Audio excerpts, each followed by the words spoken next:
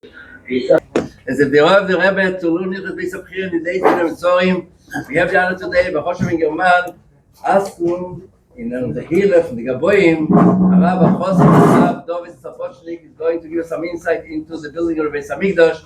Also, the Rebbe to give Tzedakah B'Tzibur. Everybody should please go pushkas on the tables. Everybody gives Tzedakah B'Tzibur, and we're waiting for.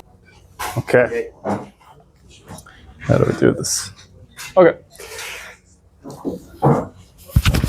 So, I took this off. Sorry. There we go. Okay, so it's very nice this year that we have Baruch Hashem, the Rambam going through the whole Halakhos of Abchira right before the 3 weeks started, and currently we have even more. Now that we just finished Halakhos of Abchira, now we have Chlei Mikdash, Oivdim Bay. We have all the different details of what actually happened in the Beis Hamikdash. So I found it very interesting to do it this way. I also never really noticed that this concept, which I'll speak very briefly about today, is touched upon a few weeks ago in Chitas as well. So the Rebbe always used to like to point out that things are connected. But I'll start with the Rambam that we had very recently. Okay, so I just took one picture of the Rambam. This is the Rambam, Klei Mikdash Va'evdim by Perek Gimel. Perek Gimel looks to the Avodah of the Levim. Now, the Chashuva crowd over here, what was the Levim's job? Who can tell me what the Levim's job is? What does that mean in English? Sang and opened doors. Okay. Anything else the Levim did? Yeah. What? Well, you said guarded, and they sang. So, I was hoping someone would say play the instruments, but okay, good. So you did say that. Perfect. I'm hoping someone would say playing the instruments because actually it's two separate things. Which, if you read the Rambam, it's pretty clear it's two separate things. But usually, when you read it quickly, it's not something that jumps out at you. You think, yeah, the Levim, they sing, they play instruments. But if you look at the Rambam, and unfortunately, I don't have a keyboard, so I can't zoom in. How can I tell it to zoom in? I don't have a way of telling it to zoom in without a keyboard. The keyboard didn't work. I have an idea actually. 1 second. If I press Control on my phone and then I zoom in, maybe it'll work. Let's try it. No, it's not going to work. Okay, fine. Anyway, so I'm going to read it to you. So you have the Levim. It says in Perek Gimel that the Levim, their job is to sing. There's 12 Levim that sang, and we bring a pasuk why there are 12 Levim that sang. And then in Halacha Gimel, halfway through the Halacha, it says V'acherim hayu oimdim sham menagdim b'klei shir. There were other people that were playing musical instruments there. What's our chayrim? So he ends off it saying that it could be kind of even a Yisrael miyuchas. It's a lot of dafkin to be Levim. It seems from here actually that the avodah of Levim doesn't necessarily include musical instruments. Their job was to sing. In fact, interesting. It says that even a Levi that's younger is able to, I believe, if I understood correctly, is able to sing as well. He can't do, but I don't think he can do instruments. And then it gives a breakdown of actually how many instruments they're supposed to have. So who can give a guess or remembers from the Rambam, what was the most popular instrument? What instrument was there the most of, at least sometimes, in the Beis Hamikdash? Chatzaitzers. Yeah, we have even in modern bands, we have it somewhere. I'll jump to it just so there. Even in modern bands, we know a big brass section. Lots and lots of, those are not necessarily chatzaitzers, but anyway, we know that even today you might have a piano, you have maybe one, you don't want to have more than that. But brass, the chatzaitzers, you have a lot of it, but even that we say it's up to 120. What? Oh, I'm getting all the right questions today, thank you. He was planted in the crowd, by the way. No, I'm joking, it wasn't. That was the perfect question. I was hoping to get to it soon, but thank you. Rabbi Hosas asked, what do you mean? There were chalilim, there were flutes. Now, if you read the Rambam, it doesn't say chalilim. Sorry, I can't zoom in over here. Uvameh menagnin. It says benevolim, which in my English it's a lyre. It's some kind of it's similar to a string instrument. And you have, of course, chatzaitzers. We said. Which you can have up to 120. You can have up to 6. You can have up to 6 of the kiner. And then what's interesting is that there's one instrument which can only have one, what we call in English cymbals. Now there's a shaila, because in English also, I said symbols. Symbols is plural. The Gemara asks this question, Lachar says mitziltayim. Mitziltayim means two. So, it's actually, I heard this from originally a Yid in Kern Heights, that he spent a lot of time in Asia, searching for himself, searching for meaning, and he tells me that there's an Asian concept called clapping with one hand. What does it mean to clap with one hand? Nothing, right? Because you can't clap with one hand. So the Gemara says, well, mitziltayim means what? It must be two. You can't clap with one symbol. You have to have two symbols. So when it says in the Ram, you only have one tzilzel. What? One set. One set. Exactly. Very good. So it's a 7 mitziltayim. Now, thank you for the question, because I was going to get to it. L'chayra, if you ask anyone, and this one I wanted to show another picture as well. What I'm trying to show with this class is that I'll show you the picture first, and then we'll get to it. Here, let's try these over here. Okay. When I tell you about singing and playing instruments, where in this picture, tell me where to stop. Where in this picture were they singing? On the steps, right? So immediately comes to mind on the steps.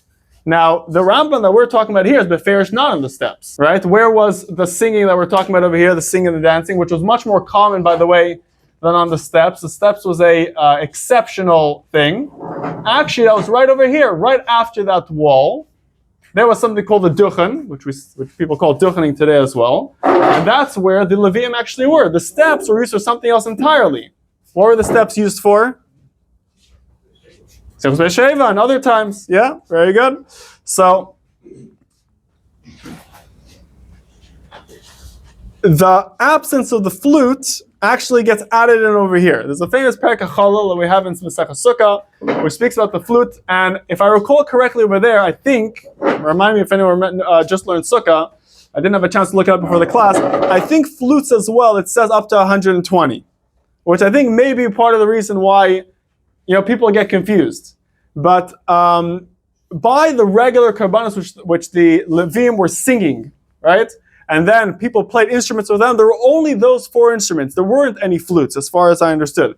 There was 2 kinds of string instruments, a kinar and a navel. There was the lots and lots of chatzaitzers, and then there was one mitziltayim, one symbol. Where do you have more? So when we have Simchas B'Sheva and we have other times, which is also what I mentioned before, which we had in Chumash not long ago. We had in Chumash in Ba'alaischa, it starts off, the first place where it speaks of these chatzaitzers, so we know the chatzaitzers were used for when the Yidden were traveling. That's a chatzaitzers. The chatzaitzers were also used, but first of all, let's see who uses the chatzaitzers. Shem says to Moshe that the taku behen, and then the Nisim will come to you, or all the Yidden will come to you. Who has to blow the chatzaitzers? Ubnei Aaron HaKohanim yisku. Okay? So actually the idea of chatzaitzers, it seems for sure by the Simchas B'Sheva was done mainly by the Kohanim. It was a job actually done. It was a job done by the Kohanim. Now, when the Gemara discusses up to how many chatzaitzes they can have, by the Kohanim, by Simchas B'Sheva, it says you can have up to 120. So Machlekes and Taisvis exactly why that is. Simple answer, Rapashtus, is that more than 120, even for chatzaitzes, would be too much. Chatzaitzes, the more the merrier. The more chatzaitzes you have, the more beautiful the sound. But more than 120, Taisus calls it's going to be mevalvel the koil. It'll be just way too many. All you're going to hear is a lot of random noise. So let me go through this piece by piece, and now we can easily divide the two. Oh, and my main picture is gone. Okay, so I can't zoom into these, so it's hard to see over here. Anyway, I think part of the reason why this entire idea of the instruments that we have by the Tikdash is so confusing is because when you try to look up the sources of the Gemara, it's very interesting. What's the sources of the Gemara which speak about which instruments you use and how many? It's a few Mishnahs and Erechim, where the Mishnah says that you could do up to this amount of this carbon, up to this amount of that carbon, and it says, by the way, B'derech Agav, There's other things also which you could only use from this amount to this amount. For example, the instruments that by the Kabbanis, you can use between 2 and 6 of the kinar, between 2 and 6 of this, only one cymbal, and up to 120 trumpets. You have to look in Yud Gimel Amud Beis in 3 different sections. It jumps. Then you have to look in, that's our trumpets. Then you have to look in Yud Am and Aleph, where it describes it mentions the mitzvah time. It's mentioned that the mitzvah time is only one. It doesn't get into why there's only one over there. And then if you go to Yud Aleph, and all this Gemara is almost not related. It's a bunch of different Gemaras. Then if you look at, where is it? Yud Gimel Am Aleph at the bottom. I'm sorry. Here. Sorry. Here's the Taisa which speaks of the Chatzaitzers. And if you look at Yud... Here. So Yud Gimel on the base at the top, it goes into the Tziltzal, and it says that there could be only one of them, and it asks the Shaila. Now, I tried a little bit to at least try to understand why is it, what's the reason why each instrument was this and this amount. Rashi on this says that for the kinar, you couldn't find a reason why there were the specific numbers. For the Chatzaitzeres, he found a reason. It's brought down in, I think, based on a pasuk in Divrei Yamim, where you do the math and ends up being there's 120 Chatzaitzeres. And then he brings down interesting that the symbol was actually used as the sign that all the other sounds would start.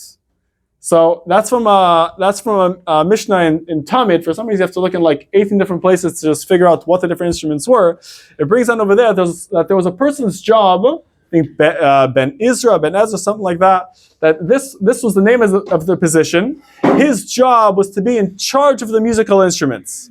Now, when we look into what his actual job was, it says he was the one holding the mitzvah time, and he was the one that would kind of press them together, make the loud sound, and then everybody else would start. From there, with Pashtus, you could learn that why was he called the head of the shir? Because the mitzvah time was the one that was starting the whole instrument. But Pashtus, according to that, we understand why the mitzvah time is just one.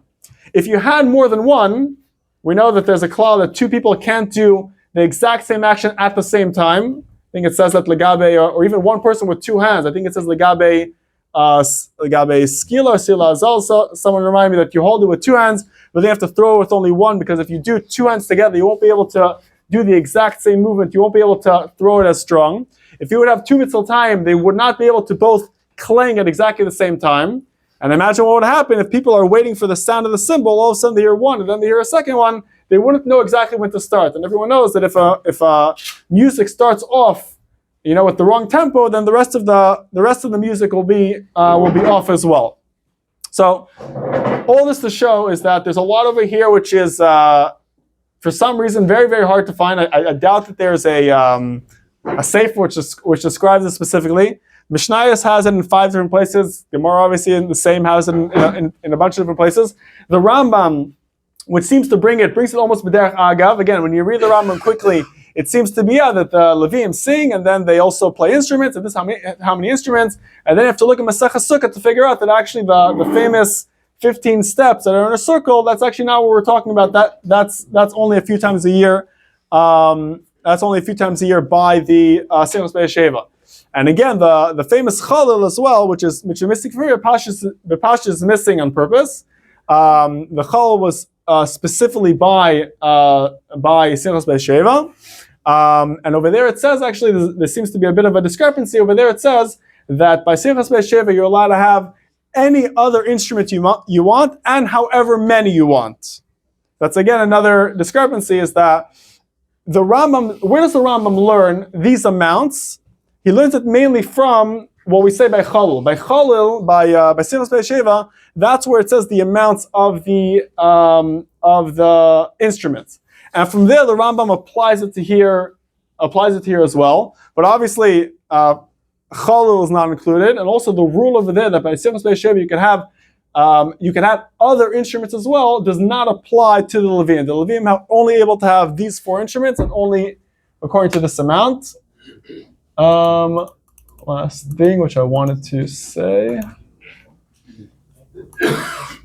That's the Chalil. Okay, these are our symbols.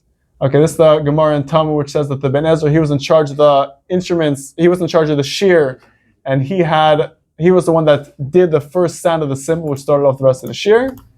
These are our things. Yeah, this. Okay, I was supposed to end off asking where's the Chalil and all this, but I got to it right away. Again, like we said, the Chalil is specifically Dafka Simul Sheva and not brought down by. Sorry, I think that's it. Yeah, okay. Sorry if I had that a bit joined all over the place, but it is quite all over the place. If anyone could do a little bit more Iyun, this is already going to look it up. Anyway, the point is that Mirz Hashem, when Mashiach will come, we'll see exactly how this is done, and we will hear the music and go out of Galus now. Yeah.